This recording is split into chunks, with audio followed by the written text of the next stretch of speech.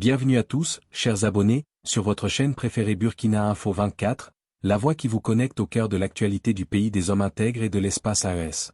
Aujourd'hui, nous plongeons dans un dossier historique qui va changer le visage de notre nation. La conquête de l'espace par le Burkina Faso, le Mali et le Niger.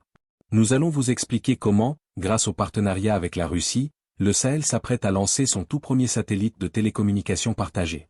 Un projet géant pour une souveraineté totale. Mais avant d'entrer dans les détails croustillants de ce reportage, s'il vous plaît, faites vibrer la communauté. Donnez-nous un gros pouce bleu signe pouce vers le haut pour encourager notre travail et abonnez-vous dès maintenant en activant la cloche de notification. C'est grâce à vous que nous continuons. Vous êtes prêts? On commence tout de suite. Ouagadougou, Burkina Faso. En ce début d'année 2026, un vent de changement souffle sur les plateaux arides du Sahel. Ce n'est plus seulement de défense dont on parle dans les couloirs du pouvoir à l'Alliance des États du Sahel, AES, mais d'une ambition qui dépasse les nuages. Le Burkina Faso, le Mali et le Niger ont scellé une alliance stratégique avec Moscou pour construire et lancer leur premier satellite de télécommunications partagées. Un projet titanesque qui promet de transformer radicalement le quotidien de millions de Sahéliens. Il y a un œil dans le ciel pour la sécurité et l'économie. Ce projet ne se résume pas à un simple exploit technologique. Pour les pays de l'AES, c'est l'outil qui manquait pour briser l'isolement. La coopération avec l'agence spatiale russe Roscosmos, via sa filiale Glavcosmos, porte sur deux types de joyaux technologiques. Le satellite de télédétection, un véritable gardien orbital. Il permettra de surveiller les frontières en temps réel, de traquer les mouvements suspects dans les zones de conflit et d'anticiper les catastrophes naturelles comme les inondations qui frappent régulièrement la région. Le satellite de télécommunication, c'est lui qui va révolutionner le quotidien.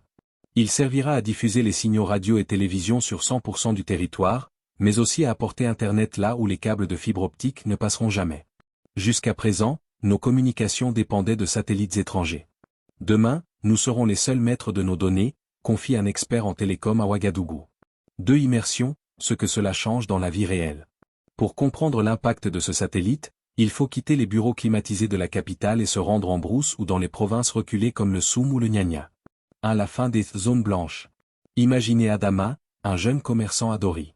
Aujourd'hui, pour passer un appel ou consulter les prix des céréales sur le marché de Ouagadougou, il doit parfois parcourir des kilomètres pour trouver une barre de réseau.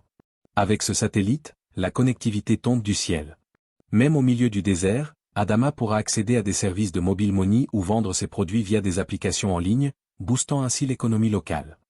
Une éducation et une santé sans frontières. Grâce à ce satellite, la télééducation devient possible.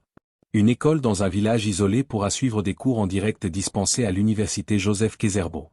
En santé, un infirmier de brousse pourra envoyer l'image d'une radiographie à un spécialiste à l'autre bout du pays pour un diagnostic instantané. C'est une barrière sociale qui s'effondre. Une souveraineté médiatique. Le satellite permettra aux populations de recevoir les médias nationaux partout. Actuellement, dans certaines zones frontalières, les habitants captent mieux les radios des pays voisins que celles de leur propre pays.